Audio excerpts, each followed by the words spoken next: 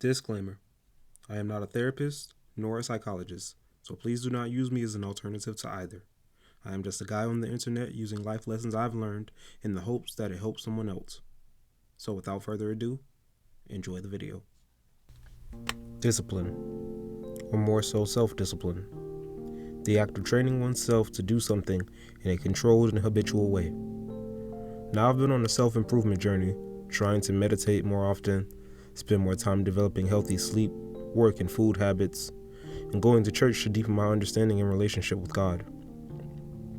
Because I believe without Him, all this other self-improvement is just piss in the wind. I've subscribed to many a YouTube channel, be it Sight to Go, Freedom in Thought, Rise Crack, and forgive me if I butcher this, Eisenhower. Christian-based YouTubers such as With the Perrys, With the Fabins, Lecrae, etc. But I feel as if all I'm doing is adding tools to a toolbox and then putting it in a closet. I mean, how many times have I swore up and down I'll be more regular with my uploads?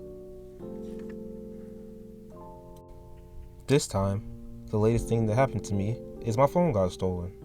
And although that can be a crutch I fall back on as a debilitating thing that happened and I'm still upset about, if I just coast through life sulking when bad things happen to me, what am I doing to improve my circumstances? In comes discipline. That when everyone and everything else can fail you, make sure you aren't among them. Let's talk about it. See, discipline to me is doing the hard things. The I'd rather do it later, or the uncomfortable, inconvenient, and sometimes even painstaking things that you can give half the effort in favor of doing what you want to do. It's the delayed gratification of setting a goal and understanding it takes continuous controlled habitual dedication to see it come to fruition. For example, you can buy mods and cheats in video games to style on both the 1,000-hour savants and noobs alike, or you can take the time to learn a game you like, be it competitive or not. Elden Ring is a game that's supposed to be challenging, and some of the joy and pride you feel is getting past that boss that kills you in upwards of 100 plus times. But if you can buy a god-slaying weapon with real-life money, you'll essentially kneecap the experience to give yourself that instant dopamine that will fade twice as fast as the person who worked towards their success. And that's a perk of discipline that goes unnoticed most times. The joy, happiness, and sense of pride one gets from knowing they worked towards their success trumps any instant gratification you can ever give yourself. Let's use physical fitness as a medium. Say there are two people who seek to change their appearance for the better. One using a weekly gym schedule, healthy foods, and sleep, and another person who shells out big bucks to get lipo and body sculpting. At the end of a 3-month journey, it'll be way easier for the person who did lipo and body sculpting to fall back into an undesirable physique.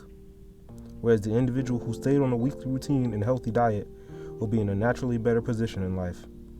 And that's all because of discipline. See, the person who chose lipo wanted instant results, but that didn't come with a change of mindset needed to help them maintain that.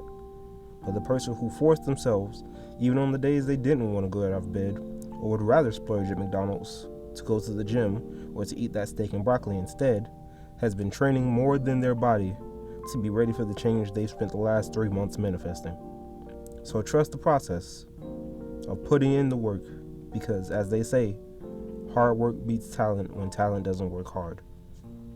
The last point I want to touch on is the effect on the world around you when you live your life with discipline. If I may momentarily take it back to the previous anecdote, the individual that paid for their good-looking body may inspire others to do the same, but with the added knowledge of how money gave them a shortcut, it makes what they did unattainable to most, and discouraging to even more. Whereas the individual with a healthy gym and food schedule has physical proof that hard work and dedication got them results, and stands as a living testament to discipline's results. And to me, that's more inspiring and motivating for anyone to start where they are and strive to be better. You too can become a hero, young Midoriya. Sorry, catching up on My Hero Academia and just wanted to throw in a reference. But I feel the inspiration of discipline shows itself in no better place than your faith. I'm a Christian, and a young one at that. I fought the battles with corn and desire to indulge in the green from time to time, but I have a friend whose faith walk only calls me to be my best. He doesn't engage in drugs or alcohol, and has even started a poetry group with his church family to reach the youth. And we got into a habit of watching Christian podcasts every Thursday. And since then, I've looked at the world in a completely different light. I find myself quelling anger when customers at my customer service job push my buttons. Find myself fighting urges of the flesh as I'm actually on a 2-month hiatus from the green as we speak. And it's all in the desire to live a more Christ-like life.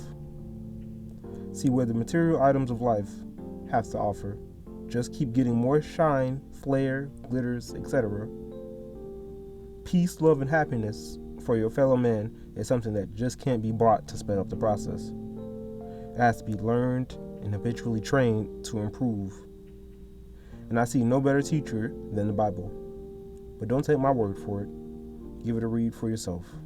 You've got nothing to lose and all the more to gain. So remember, it isn't the world, money, or status that's going to give you the peace, love, and prosperity you want out of life.